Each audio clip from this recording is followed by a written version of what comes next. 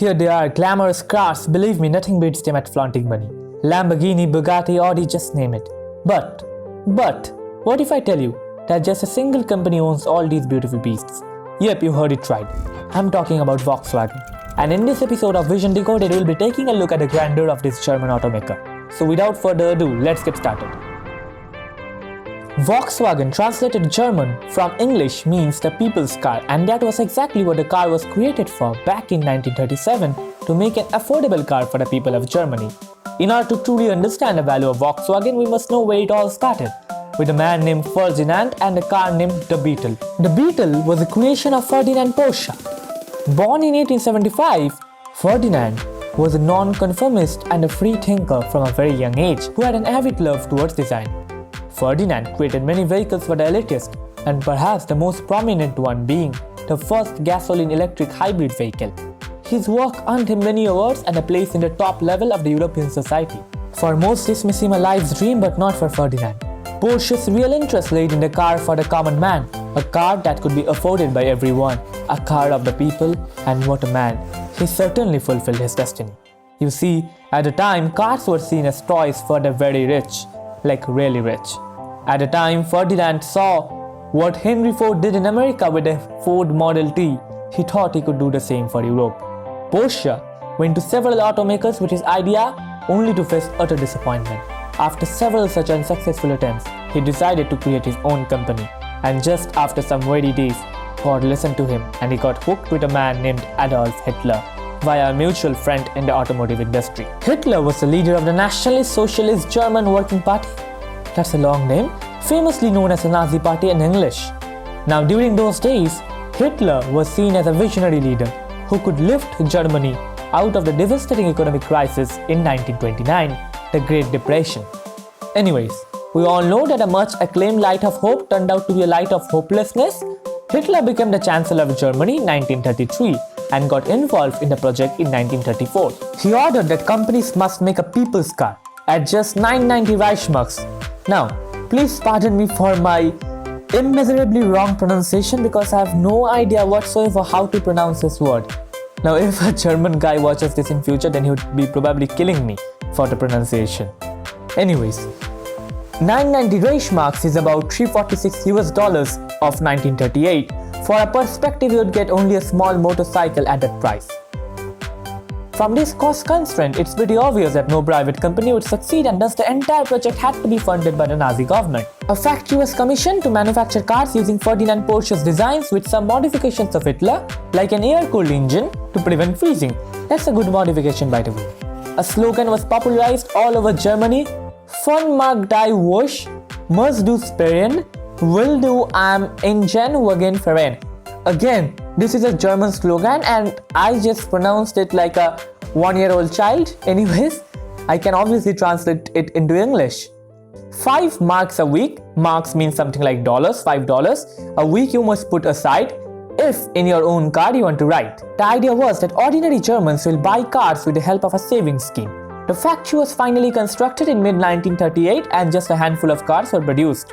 However, everything stopped soon because of the outbreak of the World War II in 1939. In the midterm, a lot happened which obviously can't be included in this video. Still, to give a brief idea, Ferdinand Porsche designed tanks and other military vehicles like the KDF Stat for Hitler, and then after the war, Porsche got imprisoned and Volkswagen was pretty much ruined. Post-war, the company owes its post-war existence to largely one man, wartime British officer Major Ivan Hurst. The factory of Volkswagen, then known as the KDF Stat, was heavily bombed and supply chains were essentially lost in the Russian side. Even the social situation was a huge mess and there were numerous protests for use of slave labor in the factory during Hitler's rule. And British officials wanted to shut the factory forever. As I told, the factory was pretty much ruined. That's it, no need of complications. And before moving on, make sure you have smashed the like button for the YouTube algorithm and subscribe to the channel if you are new.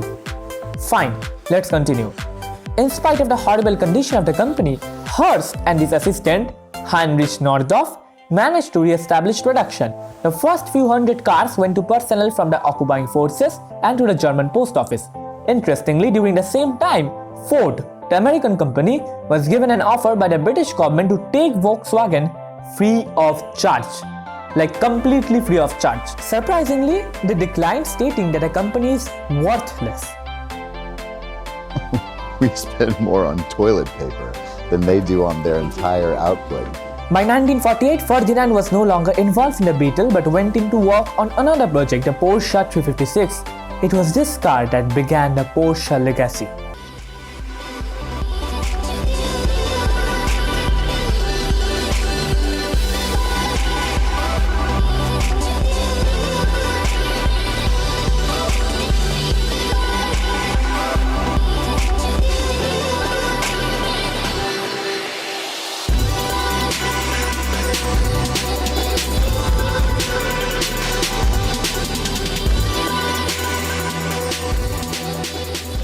In 1950, Ferdinand took one last tour of the factory, happy to see his vision becoming a reality.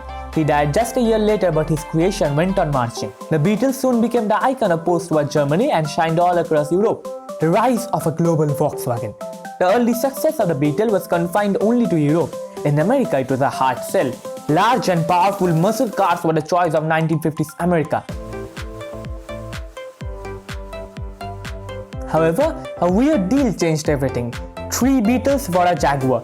This was the line that paved the way for Volkswagen's global success. The dealerships bought the cars for its low price, and when the consumers experienced them, they got in love with the state-of-the-art perfection and production quality, with a build quality able to withstand blows throughout a century. Volkswagen released several other models such as the Volkswagen Golf GTI, the much popular Volkswagen Scirocco, and the Volkswagen Polo. Most of them were a huge hit and the company kept on expanding. Today, Volkswagen operates in 153 countries and owns companies like Lamborghini, Bentley, Audi, Bugatti, Porsche, Skoda, and even the race bike giant Ducati. I mean, that's a lot of companies. No surprise that the Volkswagen Group posted a revenue of $288,888 million, sitting right above Toyota. The Volkswagen story is an amazing one, and sometimes I feel sad for Ford for rejecting Volkswagen when it was offered for free.